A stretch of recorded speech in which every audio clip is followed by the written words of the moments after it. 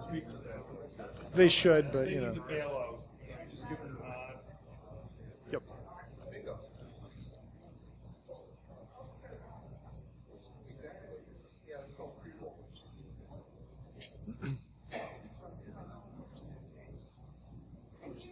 Yeah, whenever you guys are, we're good. It's Okay, we're going to get started here. okay. Here we go. Do your introductions.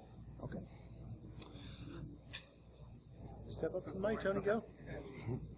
How's everybody doing? Y'all having fun? Yeah. Welcome to B-Sides Las Vegas. No, Orlando. Orlando. Yeah. No, Las Vegas. Orlando. Yeah. So we're going to talk about security management without the suck, because we all know that security management is an incredibly sexy and fun topic, right? We kind of think we need to take a little bit more common sense approach to things. So that's pretty much what this talk is all about. All right. So first off, my name's Tony Turner. You know, I'm Dad, Star Wars nerd. I'd like to have fun. I geek out of a lot of security stuff, but you know, we all have other interests as well. I run B-Sides Orlando along with John Singer and Jeff Toth, right out here in the audience. Thanks for coming, guys. Also run the OWASP Orlando chapter, also with John Singer. Do a lot of web application security stuff. And I've worked as a security manager in the past. I've built a couple of security management programs for some incredibly dysfunctional organizations. You'll see as we go through the talk that Tim and I have slightly different perspectives on things, just because I've had the misfortune to work in some of the most horrific companies you ever could possibly work for. I'm a managing security consultant for GuidePoint Security, and I have lots of certs that are completely irrelevant. Good, Tim? All right, I'm Tim. Over the years, I have been doing a bunch of stuff from standard IT to security. I'm now information security analyst at a research university. I do information, ISSA, South Florida. I come up in Goon, B-Sides Orlando, because those guys are awesome. And I do a lot of other stuff. I got a small family. My oldest is normally here at B-Sides Las Vegas, but he's in his second week of basic. So he's not here anymore. So enough about me, but let's get moving. Wrong button. There you go, Tony. Oh, it's still me. All right, so I guess it's still me. We've worked on this for like the past 2 months and got together yesterday to hash things out. So, scenario. So, we're going to assume a couple things here. One, you've been tasked, you've been given appropriate basic level authority to start your program. You've got some budget and some support from higher end. You may be the C-level, you may not be. So we're just giving some basic assumptions that you're actually validly approved from your company to start doing this. Because without it, it's an effort in futility because nothing is going to happen. So the first question you have to ask is, what is the goal of your program? Do you want to be more secure? Do you have to be compliant to something?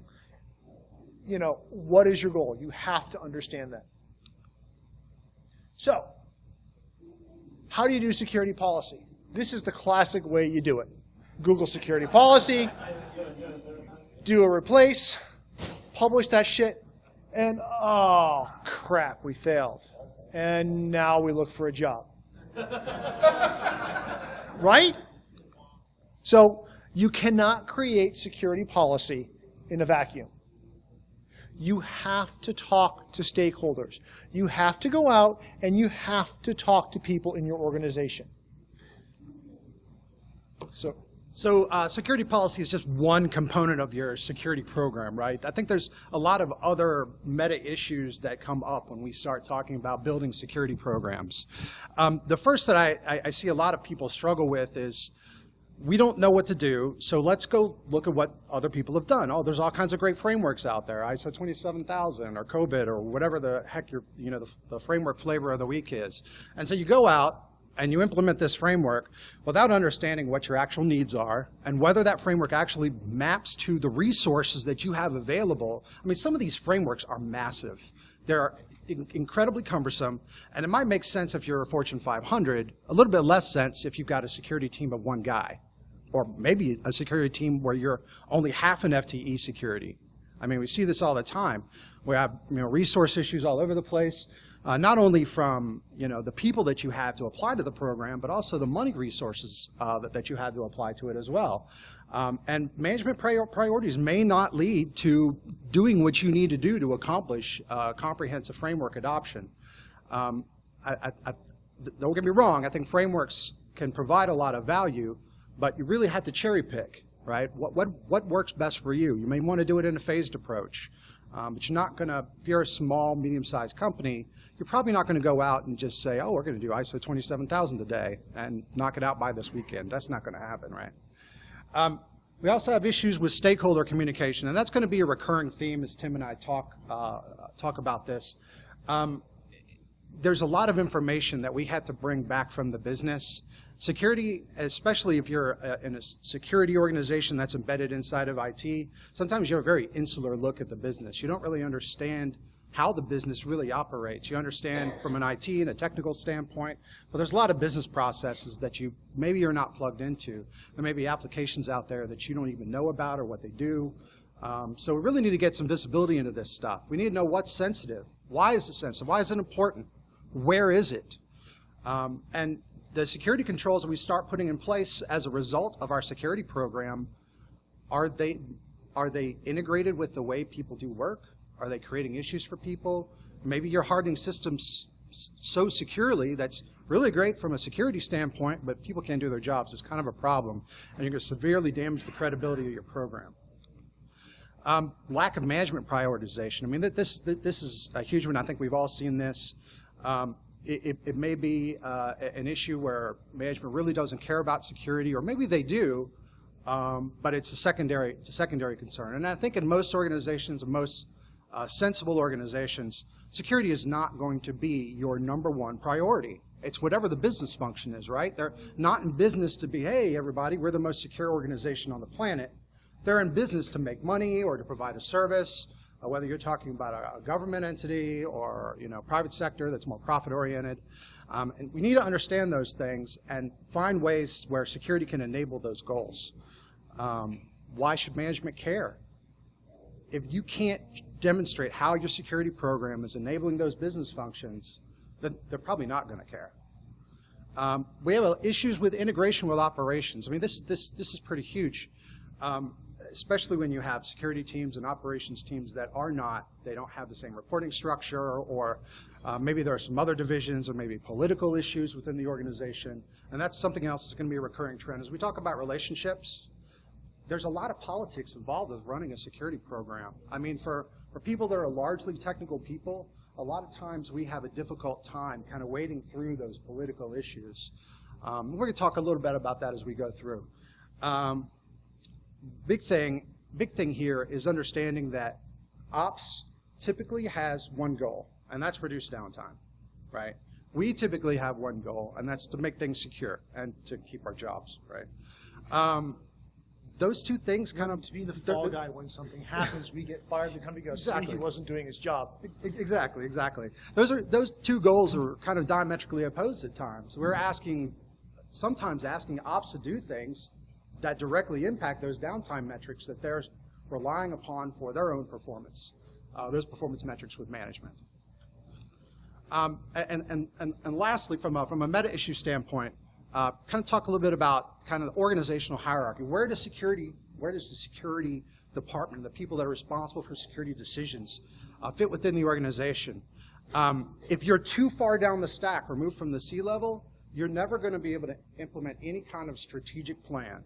It's always going to be a completely tactical model where you're in reactive mode and you're just dealing with issues as they come up. It's going to be very, very difficult to be proactive about things when you're operating in a completely tactical model. How do we fix things? I can identify things all day long and send it over to ops, but is anything actually getting fixed? How do we work together? And that's a really important part about that. And again, that comes down to relationships. Some of that comes down to management structure and who reports to who. But even if there's not direct chain of command there that supports those kinds of things, there's still some things that we can do with relationship building to ensure that when we identify issues, and talking critical issues that are really important, not every chicken little moment that you find when you run a vulnerability scan and you find 50,000 vulnerabilities, right? The really important stuff, if we can demonstrate that stuff for operations and get them on board and getting this stuff actually resolved.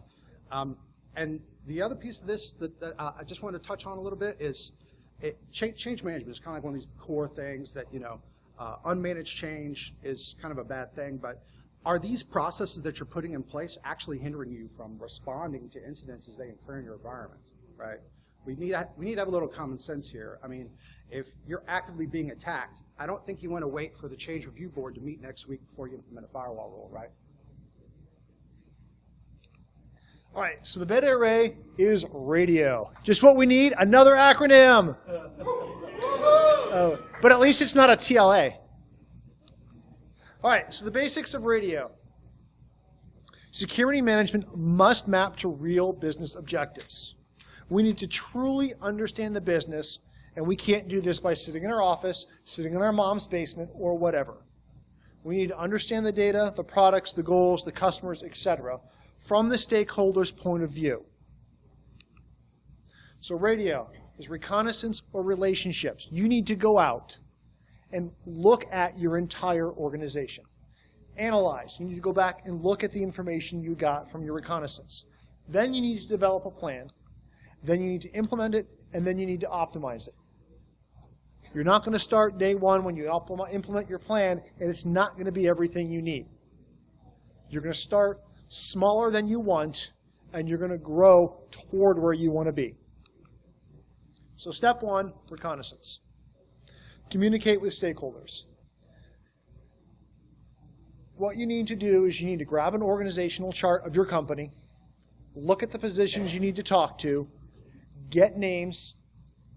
Either if you know them, you need to go talk to them. If you don't know them, you need to get introductions to them. If you don't have anyone to introduce you to them, you need to go introduce yourself and set up some time, half hour, 45 minutes to sit down with them and actively listen to what they're doing. Your introduction should be about 2 or 3 minutes. Hi, I'm Tim. I'm from security. I'd like to set up some time with you guys in the next week or so to sit down and understand what's important to your business line, to your portion of the business, so I can so I can come back and make some recommendations and work with you to make things more secure without getting in your way. Inventory. We need to know what's in the environment. We need to know all the hardware, all the software. That's pretty easy. But what about the data? What about the use of that data? Who uses what systems? That's the harder stuff. Step 2, analyze. This is where we need to look at that information we've gathered by talking to people and correlate that with the information that we have gathered from our scans of the network and our understanding that way. How are you measuring success? Or how are you going to measure success? When you're going through and analyzing this, you need to be looking for things you say, I think it'd be important to watch that to see as an indicator of whether we're doing things right or wrong. Right now, if you don't understand, if you're starting out, you have no metrics, just throw everything on a piece of paper or a spreadsheet or whatever and capture it. Say, I might want to watch that. Put it down and look at it later. You can always go through and say, I've wrote down 50 things. I think these 5 things or these 10 things will be really good key indicators. Validate that with the community, and then go ahead and measure those. Do you have the right people on your team?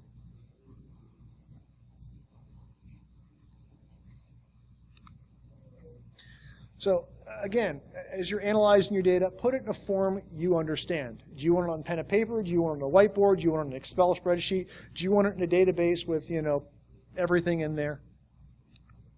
Know your limits when you're designing your security program. This is very key. If you are 15 levels down from the C levels, you're not going to be able to force anyone to do anything. This is where relationships are key. This is where when you've gone and talked to these people and met with them and understand them, and you can come back and say, I'd like to make some recommendations for you that will help. I don't think they're going to cause a major impact on your environment. If you're talking to the ops guys, you say, I'd like to make things more secure, and I understand we're 80% utilization on the servers for our AD, and what I want to put in place is really going to take another 10 to 20% utilization, and we can't do that right now and keep your uptime there.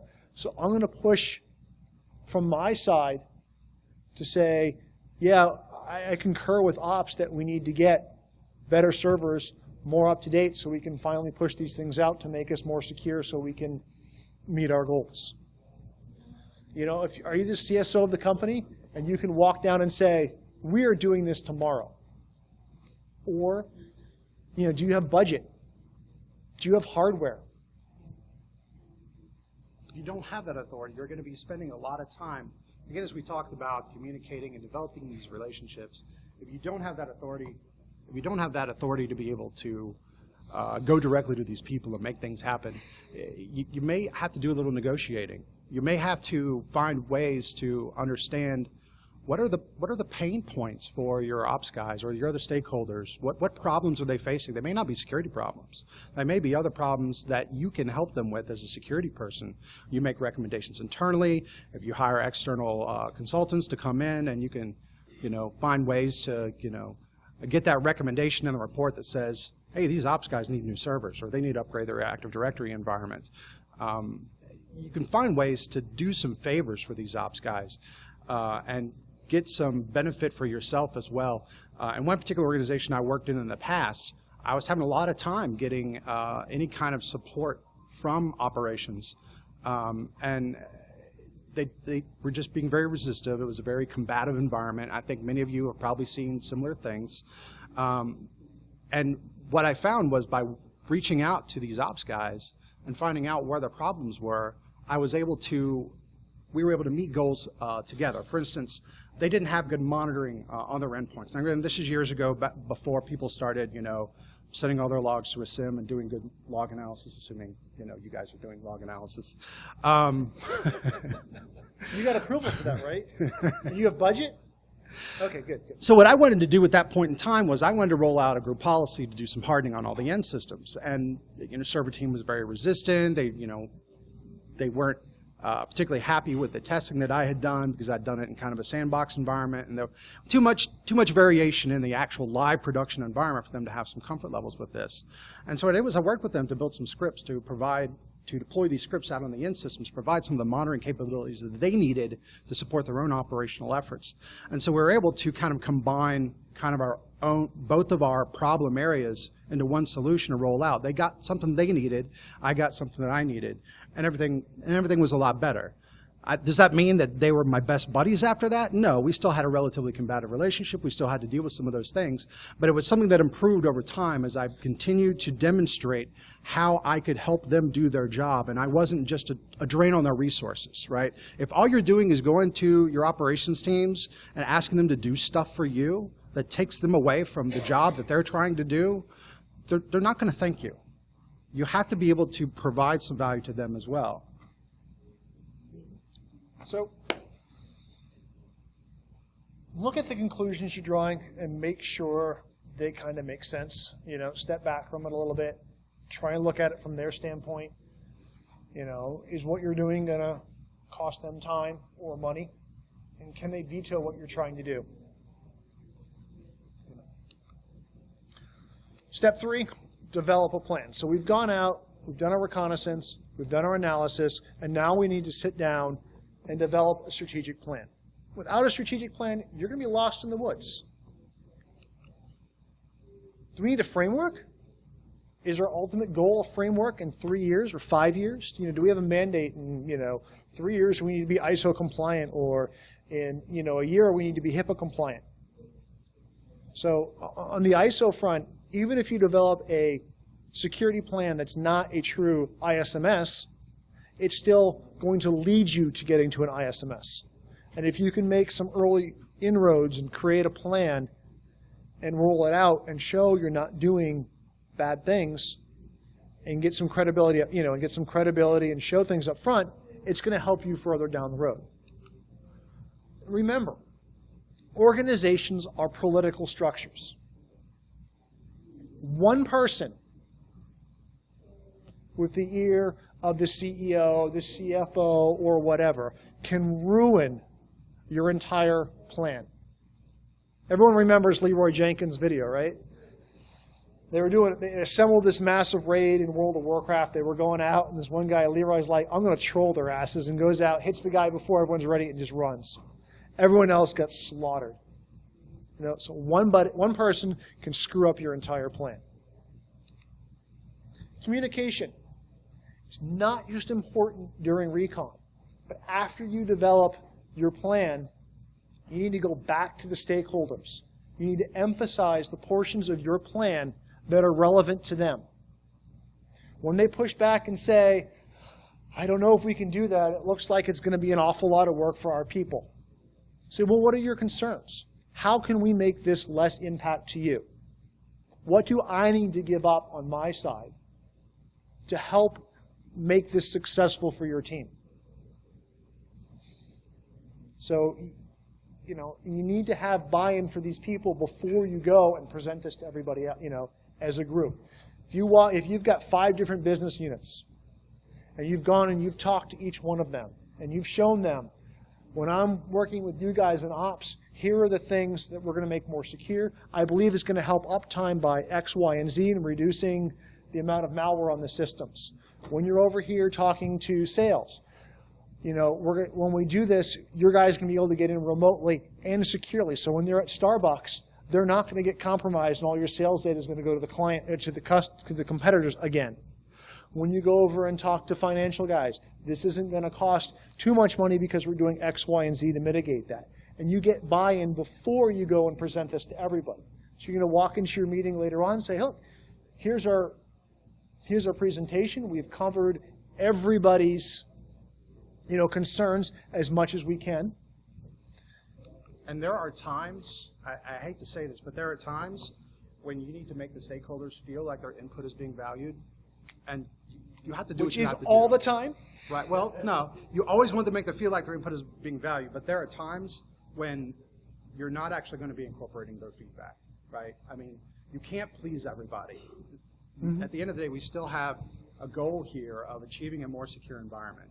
I mean, you can't cater to everyone's wishes that, I don't want to have to type in a password when I log in anymore. Can you make that happen for me? I just want to wave in front of my webcam. Yeah, exactly. So, we need to continue to keep them engaged and keep them involved, but all throughout this, we need to use some common sense. Mm-hmm. So, get your commitment from the stakeholders. Know your commitment before you go to roll out the plan. You don't need 100%, but you need a majority. If you can get 4 out of 5 of your stakeholders on board with this, and you go to roll it out, that one person's probably going to keep their mouth shut and not really, and be like, I don't really like this, but I think we can move forward on this, rather than saying, no, we're not going to do it. If everyone's kind of wishy-washy, you're in trouble. Step 4, implement the plan. You got to push the button sometime.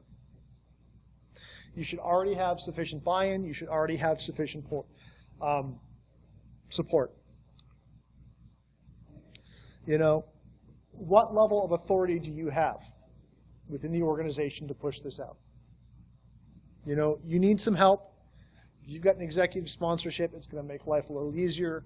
If the CEO has gone and talked to everybody in the company via an email or whatever else and said, you know what, this happened at Target. This is not going to happen here. He's got the authority to put this plan in place, and I need this done in 6 months, and you will not get in the way or you will be fired. Is a lot better than having, the CSO going, we need to make things more secure, and the CEO going, if you can make it happen within budget, go ahead. And if you're getting too much pushback during the implementation phase, it's because you didn't do the development phase properly.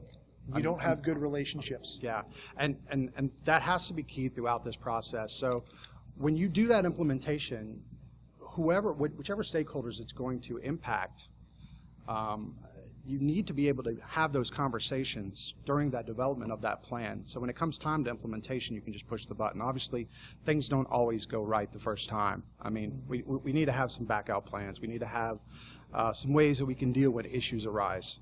Okay, but most of the bulk of that work, honestly, should occur within the development phase. And you should, and unless you're in environments where you have to force things down everybody's throat, you should not be forcing things down people's throat. You should have the relationship, and people should say, "Yeah, I'll give that a try for 3 months. And if it doesn't impact us horribly, we can keep it. Or if it does, and you come back and optimize this and fix it for me, we're good with that." And remember, when you implement, do it in steps. Roll it out to IT first. Roll it out to your group. Make sure it doesn't impact things to the degree it can. Are you pushing out new firewalls? Do you have to push it out to every single, business branch in one weekend, or can you transition it? Can you make it smaller bites so that if you've got a failure or something major that you didn't think was coming up you can now stop, roll back without affecting everybody? If you've got 500 things on your list that you need to implement a couple at a time and just make it a phased rollout. Do it like not change management, but DevOps. Do little changes all the time, and then people aren't going to notice it, especially if it doesn't get in their way. Step 5 is optimize. So once you've gone and you've rolled out your plan and it's a success, which it should be, what you want to do is realize your security goal is over there, and you've done this. You've made one step toward your goal. Now part of the plan is you need to keep making incremental steps till you get to your goal of being, quote, secure. But that's a moving target. So you need to go back, look at where pain points are for your stakeholders, look at other things that are pain points for the business or more security that you need to add. Okay, we've enforced passwords. We've got good password length. We've got good password rotation in terms of time. The users are happy with that. We really should add two-factor authentication to the administrators so that their box, they can't get popped as easily. Now maybe we need to add that over to financial services. We may not put that to sales guys yet because, well, they're sales guys and it doesn't really matter if they have two-factor auth. But just start making more and more small changes in the environment slowly and with buy-in to optimize your plan. And make sure people know that your door is always open, you're always willing to learn and to listen to them. Don't go pushing stuff out when the sales got just sales, when they've got to meet their end of quarter goals. Try and work with them and have the open communication so you know when their deadlines are, and if you can avoid it, don't do things when their deadlines are. What about best practices? Best practices work everywhere, right? One size fits all. One size doesn't fit all? So I look at best practices as recipes, as guidelines to getting me to do something. How many people have gone to somebody's house and they've had spaghetti? It tastes exactly like your mom used to make it, right? So there are slight differences in the way that we cook food. If you're cooking for vegetarians, you're not going to use meat. If you're cooking for people who are gluten-free, you're not going to use gluten in your recipe. You're going to tweak things around a little bit. So best practices are the same way. It's a guideline to get you close to where, this is kind of what we want. Let's see what we need to change to get it implemented. The textbook rollout. This always happens, right? You read something, you adopt it, you implement it, and then you win, right? Oh, another fail. So, real implementation. You read everything, you narrow stuff down, you vote, you make a decision, you reread your top choices or whatever it is, you tweak it, you implement it, and then you optimize it. Nothing goes How many people have installed Windows? That always works every single time on all the hardware, right? What about Linux? Same thing. Oh, it doesn't? Okay. So how do you optimize things? A couple different ways. One, you can track you have to track metrics to make sure the processes you've put in place are getting you the results you need. And use consistent metrics. Don't just change metrics. If you get some metrics du jour, use them this year, and the next year you change, you can't go back and see how this year compared to last year. So if you need to change metrics, keep the old set around for a couple years or a couple months or however long you track that, so you can go back and say, this is where we are now, this is where we were, and we look good that way, and the new metrics are showing we also look good. Talk to people. You have to talk to people. You have to continue having relationships with them. Look for how people are avoiding work in your system and find out why. I work at a research university. I've got a pretty good relationship with the client services guys, and I've told them, anything I implement, when you guys find a way around that, great. You've now got a pass for 30 days, 15 days, whatever. You can keep doing that once we lock it down. That gives them incentive to find problems in my system, and then they get a little added bonus of being able to do things if they need to surf somewhere that they can't. They get a little added bonus there that way. So it's a win-win. I'm not going to punish them for going around it because I need to know.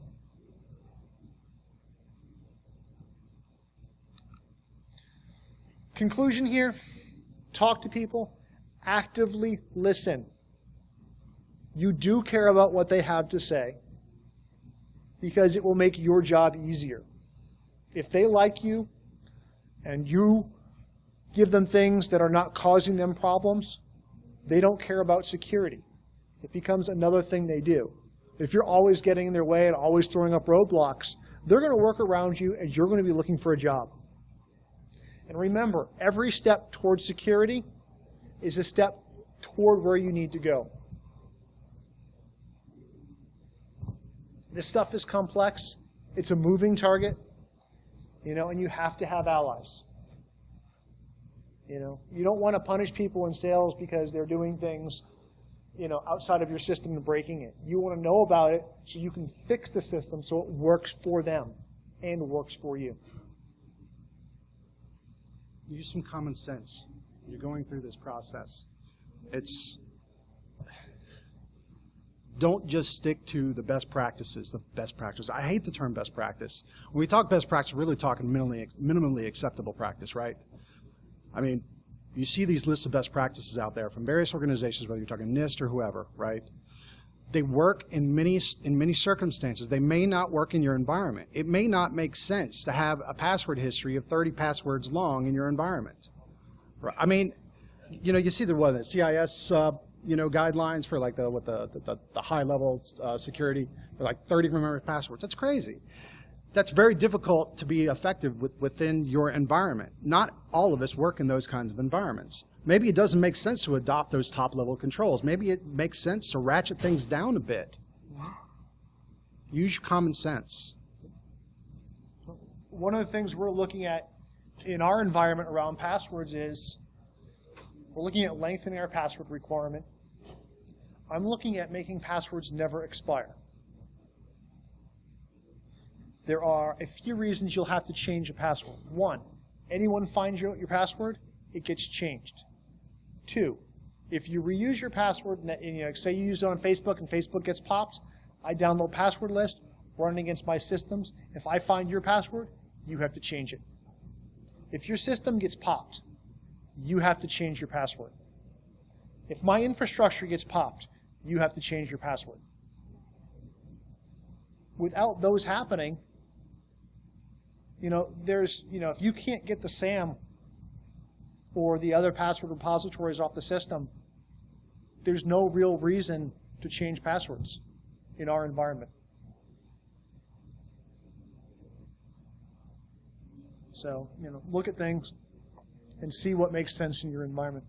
We've got some legacy researchers who have the same password, less than 8 characters, probably a dictionary word, for the past 10 plus years. Because they're the customer to where I work, they're allowed to have that. So I need to come up with rules around that to protect it. Or convince them that they need to change and show them why. Any questions? Comments, concern, crude jokes? Yes? So, I'm trying to figure out where I would fit best in the career, and being the guy that goes around and talks to everybody and gets their needs, and analyzes and makes sure that the performance, that part of what you described would be an excellent fit for a person like me. Is there a company that's large enough where they have a person who specializes on that, where the people who implement it are communicating, and what would that involve? I don't know. I mean, as part of my job, I didn't really get much guideline. I was brought in as the security guy. Make things more secure. Is that higher education? It's research education. So we do have some higher eds. We've got postdocs. We've got, researchers coming in working on drugs and medical devices and stuff like that. So, I'm like, you know what? I need to go out and talk to these people because I have no idea what they do. I've got a pretty good idea. I can lock things down and make it good, but if I really understand what they're doing and how they work, then I can really do this. So I'm going out and meeting with people a half hour, an hour here and there. Nobody says anything. My boss is like, oh, you've been going out and meeting with people and talking to them? Cool. Can you give me the results? I'm like, yeah.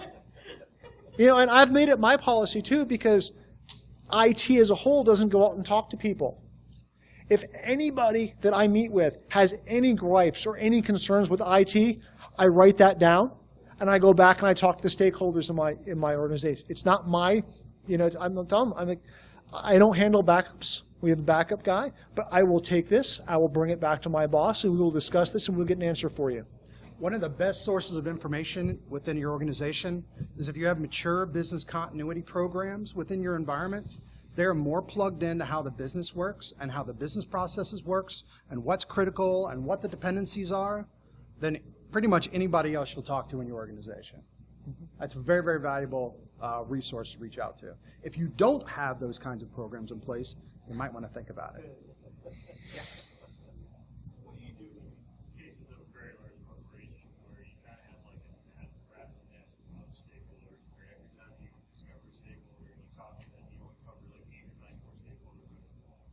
Well, How do you actually hammer those nails down to where you Well, that's where, depending on how long you've got to implement this, I mean, if you've got a very large, like Fortune 500 or large, small company, you go and you talk to the key stakeholders, the C-levels, or those right below that. And you talk to them, you get their buy-in. They may say, go talk to these guys over here. But that helps you get an understanding of this. And, if you talk to the C-levels, you say, okay, here's 3 things I can take away. Here's 3 things we can introduce that aren't going to cause a big problem. And then you can go meet with the next level of guys down and say, okay, what are your pain points? What are your concerns? And you can work on that and then move further and further down. In my place, we've got a couple different sets of customers. We've got corporate, which is all the people that work for my university. They're corporate. If I need to get security policy in place, I can go to our CSO or acting CSO and say, I'm not sure what title, but I can say, here's what we need to implement. He can come out and he can say, this is a mandate. You will do this. These are corporate systems. You don't own them. I do. You're doing this. We've got probably 50% plus BYOD. Because the researchers don't like to spend grant money buying machines for people doing research. Go figure. It's not always that simple, though, Tim. Right. I mean, in a lot of organizations, especially if you work for like a large corporate entity that's done lots of mergers and acquisitions, and you've got all these various different business units, and maybe they haven't all been integrated into the internal operational structure. They may not have common management structures. They may be in the middle of an integration process, and you do have to kind of start with the overall org chart and work your way down from there. But then once you get out to these kind of splinter groups, you have to you have to treat things differently. You have to do the research. Once you identify one of these entities, or like, why are they not plugged in the org chart? Why did I not know about this business unit? And then you've got to go. You need to find out. And radio all over again. In any instance, in most organizations that I've worked in, if there was kind of one of these splinter business units, there's always some kind of liaison, right? There's always some kind of interface with the core business, even if it's just at the financial level, right? There's some place where you can go and get information about who's actually running things over there. And then you might have to reach out to some people that are not plugged in to IT or security or anything to get at those people and at those systems and at those processes. It can be quite a labyrinth to navigate.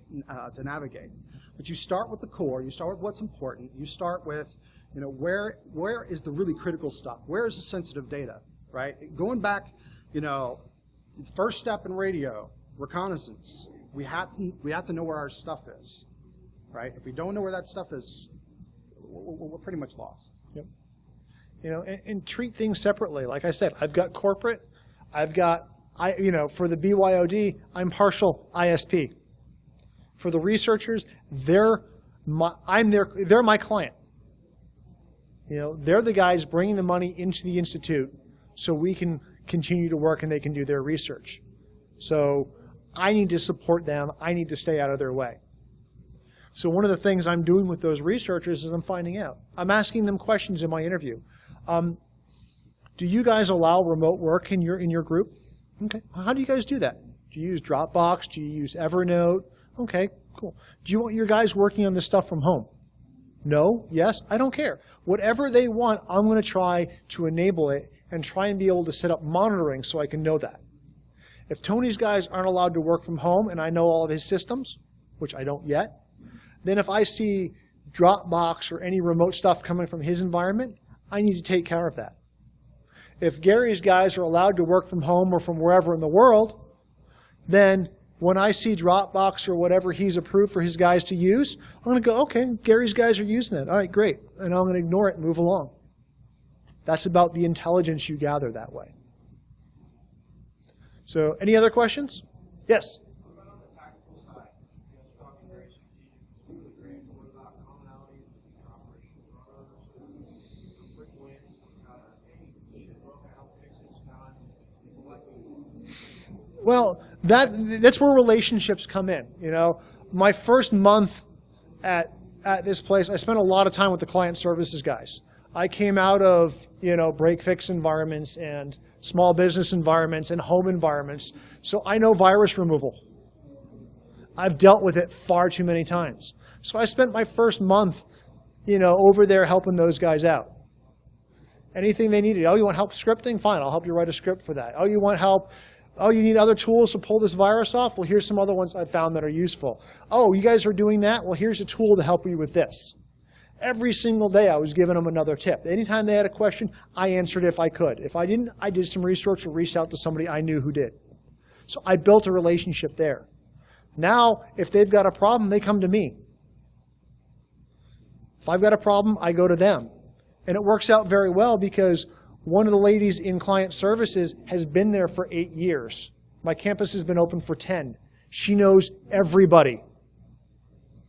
So she walks me around and introduces me to everybody. Oh, here's a new guy on our staff. He's a security guy. And I get the intro that way. So now I'm not doing this. Hi, I'm Tim. You're Dr. So-and-so. I'd like to get some time with you. You should go over security. I've got the introduction to you. You trust her. And now that relationship, you've got enough trust with her to say, okay, well, if she says I need to talk to him, I'll make some time to do that. So use your relationships. It's not exploiting. It's trust transference. Trust transfer. But you have to realize, though, just because they trust her doesn't mean they implicitly trust you. You have to earn the full trust, but at least you've gotten in the door without being the salesman. Anything else? You actually have to show up in person to build a relationship? Yes. You have to go, but listen to this. You get to go sit in people's offices for a half hour, 45 minutes, and bullshit, and get paid for it. They didn't like your answer. We take it off now. B-Sides Orlando t-shirt.